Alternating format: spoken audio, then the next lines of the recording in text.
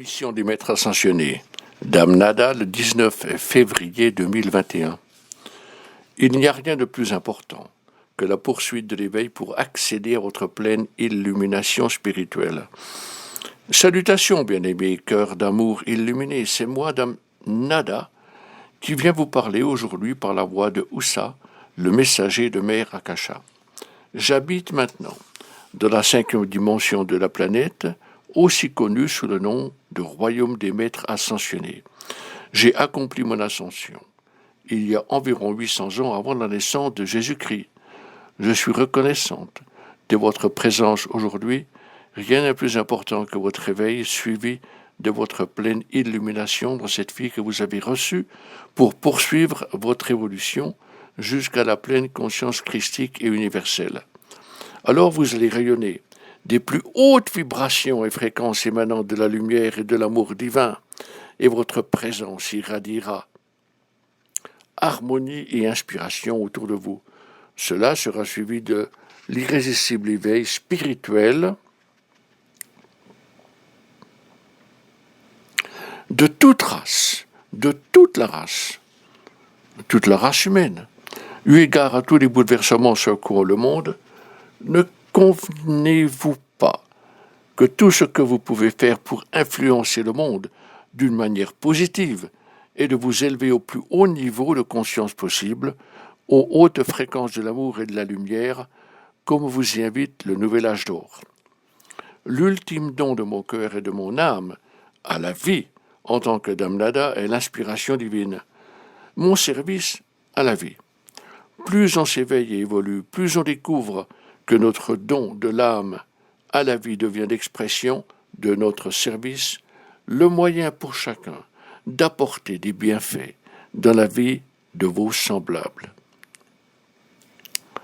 La résurrection n'est pas un phénomène de vie automatique, bien-aimé, même s'il est inscrit dans la destinée de l'humanité. On découvre le but de l'existence et les plus hautes vérités qui soient, qu'il faut étudier et mettre en pratique pour que la vie soit actualisée. Aujourd'hui, il existe de nombreuses voies spirituelles, des instructeurs spirituels qui nous montrent la façon d'étudier la vérité, la façon de méditer et de trouver l'illumination. Une des voies en question est celle tracée par Mère Akasha et d'autres maîtres ascensionnés qui unissent leurs efforts aux siens dans l'Académie de la Rose Rayonnante. Certains parmi vous ont adhéré aux enseignements de Mère Akasha, d'autres cherchent encore. Je vous invite simplement à écouter votre cœur, vos sentiments et votre intuition. Ces qualités vous guideront sur la voie parfaite pour vous. Moi, Dame Nada, et mes anges venons à vous pour vous parler de nous comme source d'inspiration dans le contexte de votre voie spirituelle, car je déverse la présence de mon inspiration dans votre volonté personnelle et votre monde affectif afin que cette qualité, l'inspiration, anime votre éveil et votre illumination. À cette fin, je vous encourage à m'invoquer, moi, Dame Nada, ainsi que mes anges, et à nous inviter à vous remplir de mon inspiration divine et de l'encouragement à rester fidèle à votre voie et à faire tout votre possible pour accomplir votre pleine illumination. Nous tous des royaumes ascensionnés observons les manipulations, distractions et autres mises en scène funestes destinées à répandre la peur et le doute en vous. Comme vous le savez, ces deux tendances anéantissent tous les efforts que vous fournissez pour gagner votre illumination spirituelle. Cœur bien-aimé, nous n'attachons pas d'importance aux manipulations de ce monde. Nous faisons preuve de discernement quant à notre attention. Cœur bien-aimé, lorsque nous sommes pleinement éveillés et illuminés, nous pouvons écarter toutes les perceptions et croyances qui ont terni notre expérience de vie. Nous commençons à bénéficier du savoir intérieur et intuitif, savoir qui nous guide parfaitement. L'illumination nous conduit aux plus hauts états de conscience et nous garantit sécurité et protection. Dans l'état d'éveil accru, On jouit d'un plus grand bonheur et d'une plus grande joie de vivre. Notre aptitude à répandre l'amour s'accroît. Notre discernement et notre compréhension s'approfondissent. La santé de nos facultés mentales, corps et état émotionnel s'améliore. Une plus grande harmonie s'établit avec nos communautés spirituelles. Et l'on découvre un sens accru du partage et du soutien collectif. Dès lors que l'on avance sur la voie de l'éveil grâce à nos méditations, on établit le contact avec la source de notre être. Notre conscience se purifie de croyances périmées. Un contact de conscience établi avec la présence divine intérieure. On acquiert une sensibilité et une intuition plus fines. On prend conscience des anges et des êtres ascensionnés qui souhaitent nous aider à évoluer vers notre état d'illumination spirituelle. Tout cela est simplement le début de l'évolution vers notre divinité et l'acquisition du savoir supérieur sous forme de conscience. Il est clair que toute voie spirituelle doit dispenser des enseignements de vérité introuvables dans le monde ordinaire, le monde de l'éducation et de la religion véritablement. L'étincelle de vie suffit à guider chacun sur le sentier de l'initiation et à satisfaire le désir naturel de devenir et de découvrir tout ce que vous êtes et vous donner l'opportunité de réaliser ces objectifs. Vous tous de l'Académie de la Rose Rayonnante avez la glorieuse chance de fréquenter les classes de Merakasha. Celle-ci vous offre un flot continu d'enseignement supérieur. J'aimerais vous faire comprendre aujourd'hui que pour atteindre l'éveil et l'illumination, il faut s'engager sur une voie spirituelle qui offre étude et méditation. Je me propose de vous présenter quelques idées susceptibles de vous aider. Au fond de l'âme et de l'être spirituel de chacun existe un équilibre sacré. Cette source sacrée offre le silence et le calme. La phase active de votre voie spirituelle comprend l'étude des enseignements les plus élevés qui soient. Soyez conscients, cœur précieux, que vous avez tous acquis des perceptions émanant de votre passé et fondées sur vos sens et expériences. Néanmoins, prenez acte du fait que ces perceptions ne sont pas nécessairement le reflet de la vérité. Elles ne sont que vos perceptions conçues par vos cinq sens, eux-mêmes nourris d'expériences passées. Je souhaite vous faire comprendre que lorsque vous étudiez les enseignements supérieurs et que ceux-ci entrent dans votre cerveau, ils absorbent vos perceptions et pendant un certain temps, ils ne s'impriment pas totalement dans votre conscience. Ils doivent traverser le passage étroit de vos perceptions avant de pouvoir jouer un rôle actif dans votre esprit. Il s'ensuit que vous étudiez la répétition à répétition jusqu'au jour où votre acquis spirituel échappe à l'empreinte déformante des perceptions. Toutes vos études, l'écoute des messages, les lectures d'ouvrages spirituels et bien davantage, tout doit faire partie de la phase active. Néanmoins, la raison pour laquelle vous vous consacrez à vos études et y revenez plus d'une fois s'explique par le fait que les enseignements nouveaux ne correspondent pas à vos perceptions. Une certaine période doit s'écouler avant que vous ne puissiez assimiler les nouvelles vérités. Méditation. Comme précisé, deux dimensions composent votre voie spirituelle menant au succès, la phase active et la phase méditative. Cette dernière est nécessaire pour assurer le succès du plein accomplissement de l'illumination. Elle-même repose sur l'étude des enseignements supérieurs, de la conscience proprement dite. Ces deux activités vont main dans la main. C'est par la méditation que vos connaissances s'assimilent plus profondément en vous. C'est le stade où vos expériences se manifestent dans vos méditations, en tant et tant d'autres choses. Dans le but de vous aider, je vous informe que dans les profondeurs de votre conscience surgit une force, un équilibre apte à renforcer votre concentration dans vos études et à puiser dans votre paix intérieure par la méditation. Dès lors que vous ressentez cette paix intérieure, elle va vous faire découvrir des aspects plus profonds de votre divinité, des aspects de l'âme révélant des états divins. Lorsque vous méditez, je vous demande d'essayer quelque chose de nouveau. Intérieurement, invitez un état d'équilibre à s'installer en vous, un état d'équilibre émanant du tréfonds de votre être imprégné de silence et de calme. Le silence s'applique à votre esprit. Ce silence entre dans votre esprit pour vous aider à suspendre vos pensées durant la méditation. Le calme s'insinue dans les nerfs, le cœur et le corps affectif. Ainsi, lorsque vous commencez à méditer, puisez à la source profonde de votre être la force de votre équilibre afin qu'elle remplisse de silence vos pensées et vos nerfs, vos corps physiques et affectifs. Persévérez, et même lorsque vous traversez un moment de calme spirituel, faites une promenade ou méditez. Saisissez l'occasion d'accueillir cette source divine, ce divin équilibre surgissant en vous des profondeurs de votre être, et laissez-le vous remplir de silence et de calme.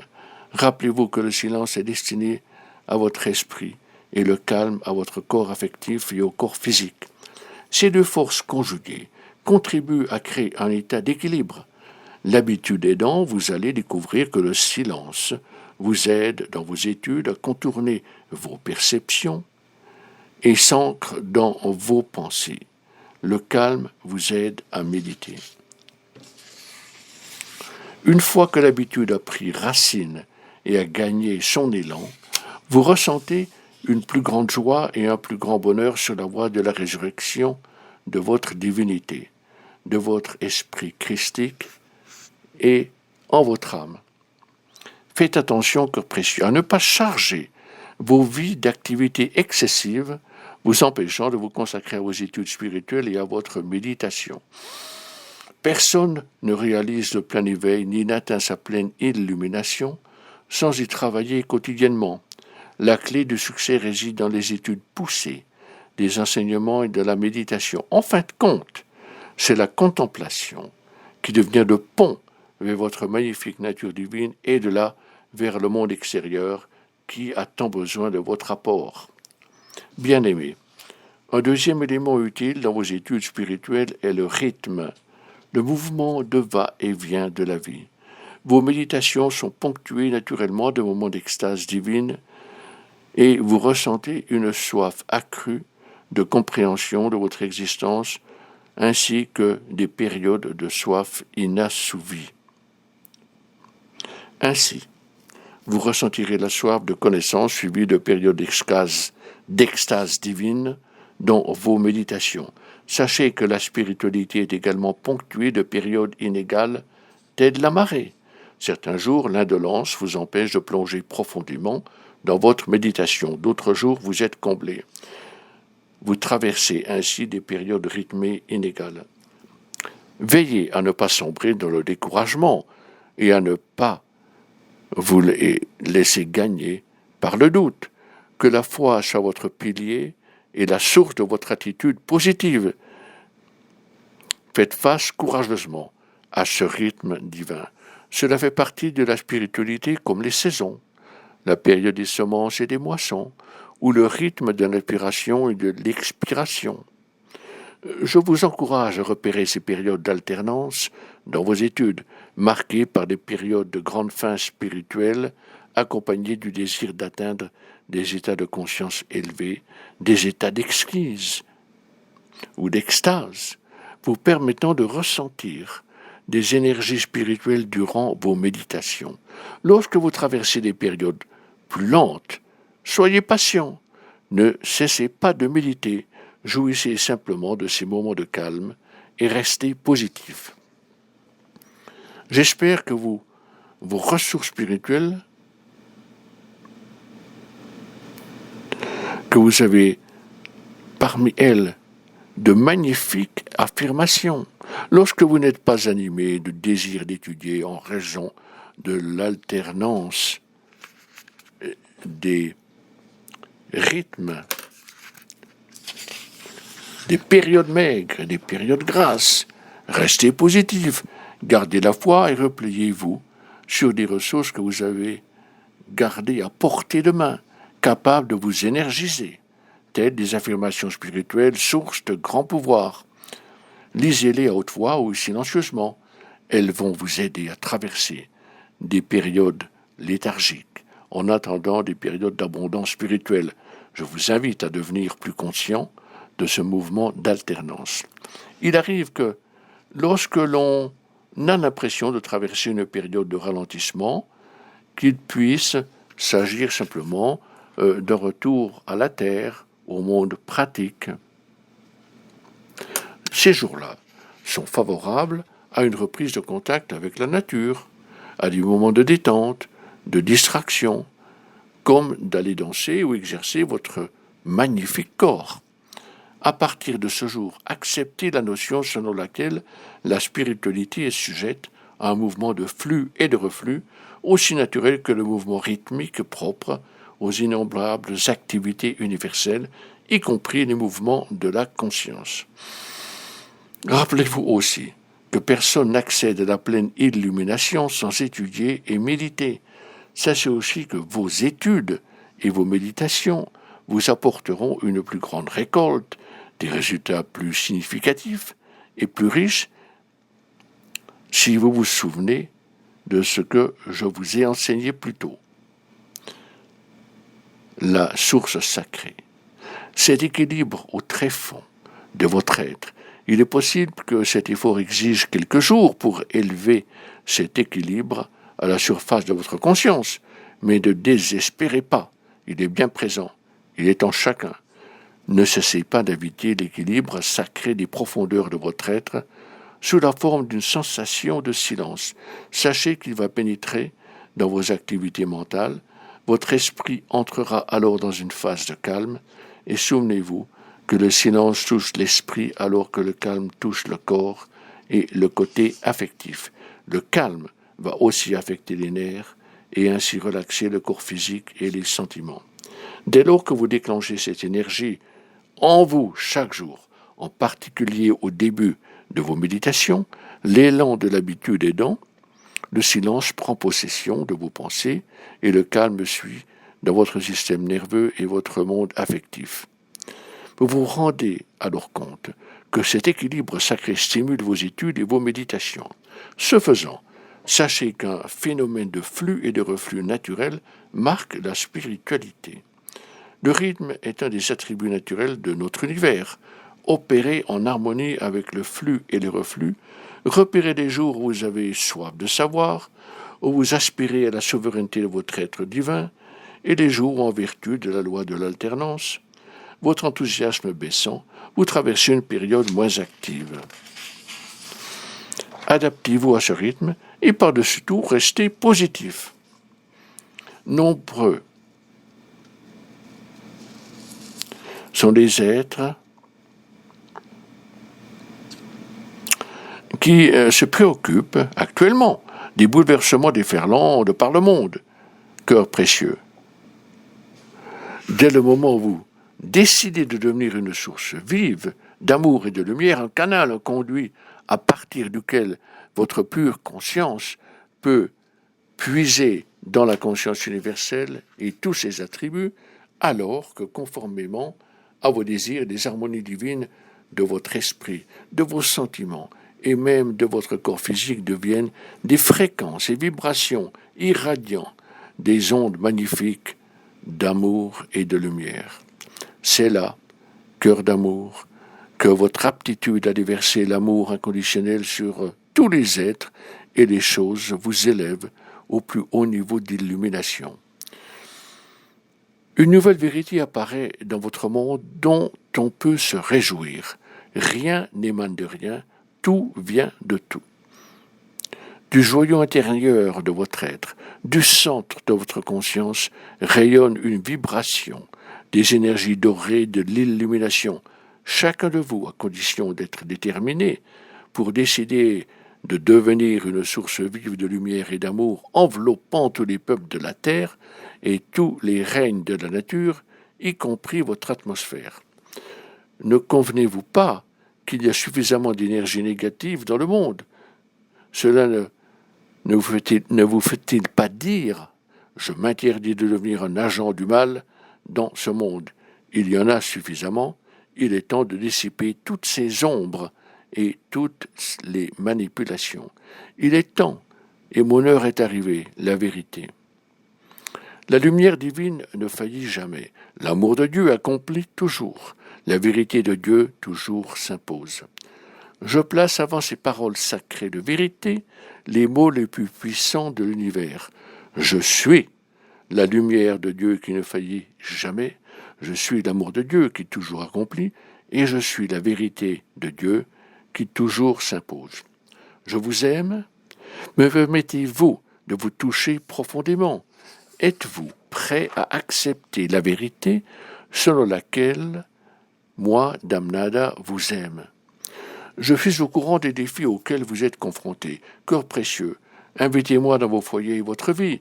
À l'aide du feu sacré, de ma divine inspiration, repoussons toutes ces énergies destructrices de votre vie. Érigeons une forteresse de lumière cosmique, d'amour cosmique et de vérité. Puis, cœur précieux, dans le proche avenir, moi, Dame Nada, me joindrai à Mère Akasha et à Jésus-Christ, l'instructrice du monde, la bien-aimée Leto, Maître Germain, les grands archanges, les déesses, les Elohim, les immortels et les avatars. Dès lors que chacun d'entre vous se transforme en une immense source d'amour, de lumière et de vérité, nous vous joindrons, ou vous rejoindrons, et vous protégerons. Nous vous doterons de nos qualités de maître ascensionné et vous offrirons nos dons et pouvoirs. Votre heure a sonné, pour vous comme pour nous, mais la majorité de nos interventions passe par vous.